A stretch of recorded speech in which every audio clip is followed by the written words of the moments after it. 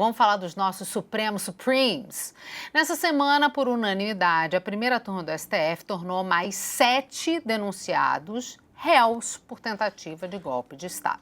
São 5 militares, um engenheiro e um ex-membro da ABIN, a Agência de Inteligência Brasileira. De acordo com a denúncia da PGR, o grupo propagou notícias falsas sobre o processo eleitoral e fez ataques virtuais a instituições e autoridades que ameaçavam os interesses da organização golpista. No julgamento, eles ressaltaram os impactos da desinformação para instituições e também para a sociedade. Uma das falas emblemáticas foi da ministra Carmen Lúcia, que disse que a mentira virou um meio utilizado para destruir a confiabilidade institucional, que virou commodity para comprar a antidemocracia. Agora, mentira. Agora. Isso. Caçador de Marajá, agora? É uma novidade. Tá. A ministra, por sinal, Carmen Lúcia, tava pouquíssimas ideias nesse dia. Durante a defesa do subtenente do Exército Giancarlo Gomes Rodrigues, a sua advogada, Juliana Rodrigues Malafaia, não sabemos se tem parentesco ou não, disse que a ABIN investigava as urnas eletrônicas desde 2020, numa tentativa pouco inteligente de defender o seu cliente. E a ministra Carmen Lúcia, mineira, quietinha, comportada, ela não engoliu essa afirmação, não.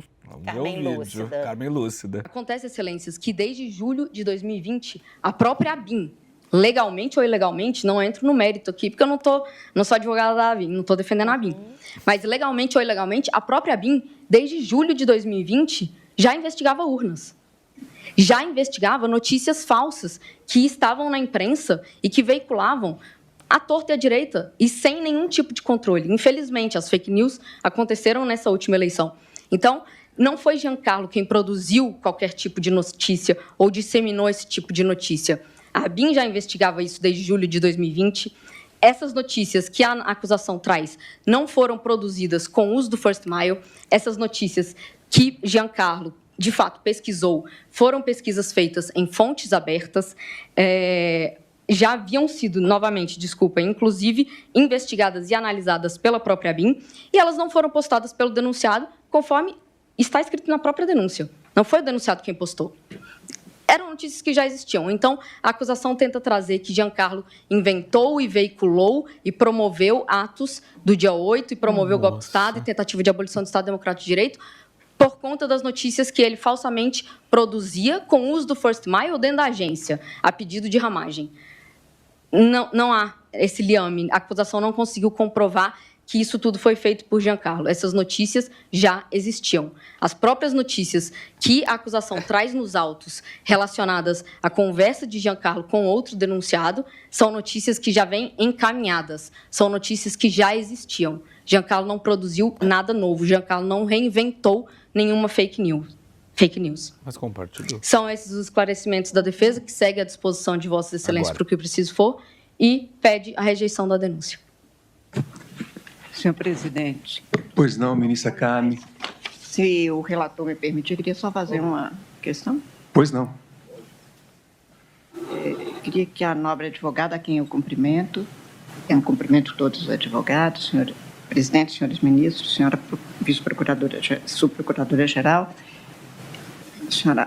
a advogada acaba de afirmar que eu estou citando o que copiei. A ABIN já investigava as urnas desde 2020. O que é investigava? Excelência, confesso que não sei, mas está trazido nos autos. Muito obrigada. Aí ficou feio. Agradeço, doutora Juliana Rodrigues Malafaia. Obrigada. Ficou bem ruim. A Day falou que eu não entendi nada. Basicamente, o que a advogada estava dizendo é o seguinte: o cliente dela é acusado, entre um monte de coisa, de divulgar fake news, divulgar e produzir fake news. Ela diz que ele não pode ser acusado disso, uma vez que as notícias elas já existiam, elas não foram escritas por ele. É isso. Era essa a defesa. Ele republicar notícias falsas e espalhar como se fossem verdade. E aí a moça cita, por exemplo, já havia notícias desde 2020 que a ABIN estava investigando as urnas eletrônicas. Sim, notícias falsas.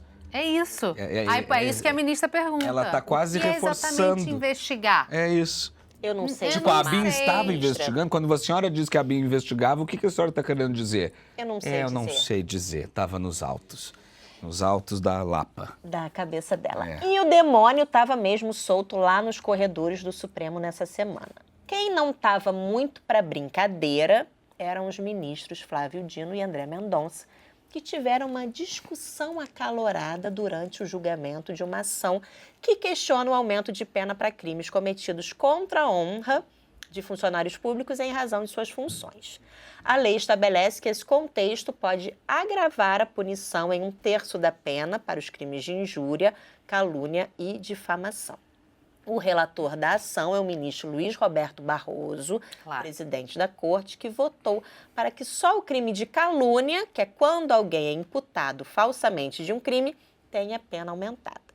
O ministro Flávio Dino, então, abriu divergência e votou pela constitucionalidade do aumento da pena dos crimes. Aí, gente, veio a parte maravilhosa. Porque o que aconteceu? O ministro André Mendonça acompanhou o voto do Barroso, dizendo que chamar qualquer servidor de louco, irresponsável, incompetente, não é algo específico para impor uma pena superior só porque a pessoa é um servidor público. É basicamente o Mendonça dizendo, peraí, a gente não é uma casta superior. E aí alguém deu o exemplo de quando um servidor público é chamado de ladrão. E aí, deu-se a celeuma. Vamos assistir. Ainda assim, o ladrão é uma opinião sobre a pessoa.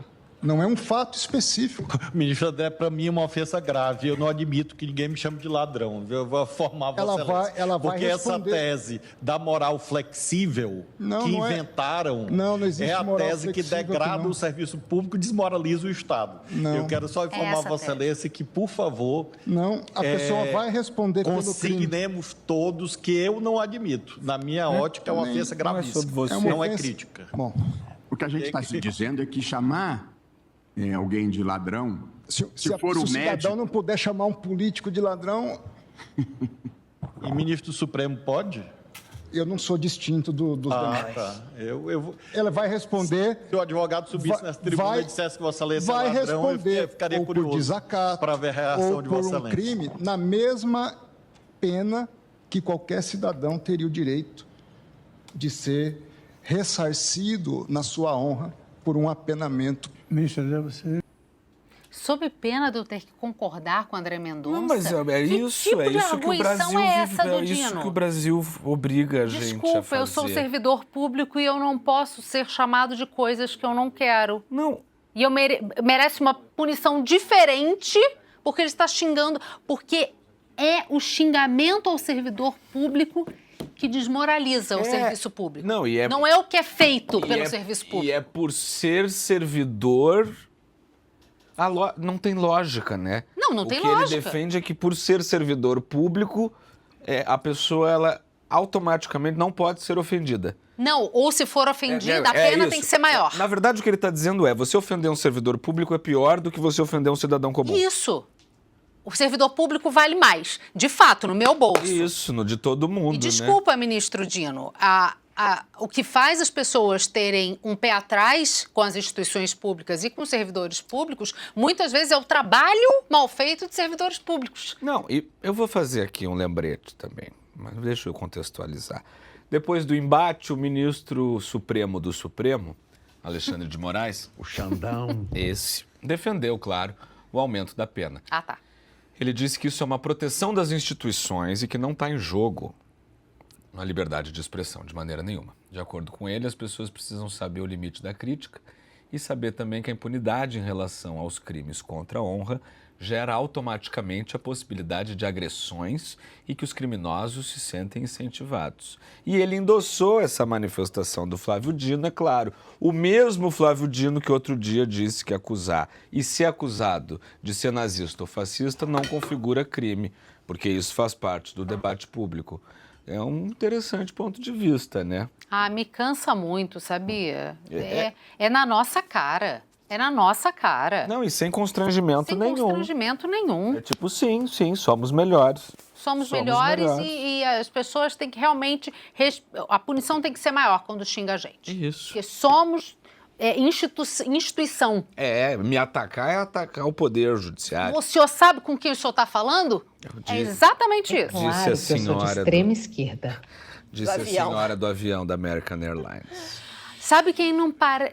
peraí, antes de seguir, o diretor mandou chamar superchat. Professora Nicole de Luca. Dificuldade. Ela tá. Eu tô muito cansada. Minha questão com o xixi na cerveja. Voltou Nicole. Eles filtram bem? Porque pensa nas substâncias que as pessoas ingerem e usam em uma rave virando adubo. Mas aí é um plus. Tá bom, Nicole? Essa é a resposta de Manu para você. Não, óbvio que é tratado. Aline Maria, o Gabriel, ao invés de visitar a fábrica de salsicha, devia visitar a fábrica de breja e sentir o cheirinho do silo. E já agora, todo chocolate tem fragmentos de baratas e ratos. Beijos e bom apetite. Que delícia. Obrigada, Aline.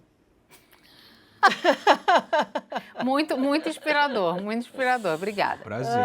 Mas olha só, sabe quem não parece estar tão preocupado assim em preservar as instituições? Quem? Diferente de Xandão, está muito preocupado. Uma turma de peso que vai para um evento em Nova York que tem entre as patrocinadoras a empresa Refit, a refinaria de combustível de Manguinhos, que deve mais de 20 bilhões com B de... Bolso furado? Tá. Em ICMS. Aham. Quem vai estar por lá? Governador Tarcísio de Freitas e Cláudio Castro, São Paulo do Rio de Janeiro, e uma série de gente. Dos 20 bilhões que a Refit deve em ICMS, 10,8 bilhões são para o Rio e 9,5 são para São Paulo. Bacana, dividido. né? E vai ter ministro do Supremo também, não vai? Vai ter não só o Barroso. ministro, o presidente do Supremo vai estar lá. O evento se chama Fórum Veja Brasil Insight Nova York. É uma ótima escolha de nome, deve ter sido Sidônio. E foi criado para discutir as oportunidades do Brasil num cenário global. Quitação de imposto é uma. É uma, com certeza. A festa vai rolar no histórico Hotel Sun Regis, onde as diárias custam acima de 10 mil reais. Vai. O encontro também tem o patrocínio da JBS e da SEDAI, a Companhia Estadual de Águas e Esgoto do Rio de Janeiro, e também do governo do estado do Rio. Altamente impoluta também. Com certeza. A Geosmina é uma história do que ficou no passado. O presidente do Supremo, Luiz Roberto Barroso, presidente da Câmara, Hugo Mota. Hugo Mota vai ficar no Brasil em algum momento para trabalhar? Mas por que esse presidente da República não fica? Tá. A Janja.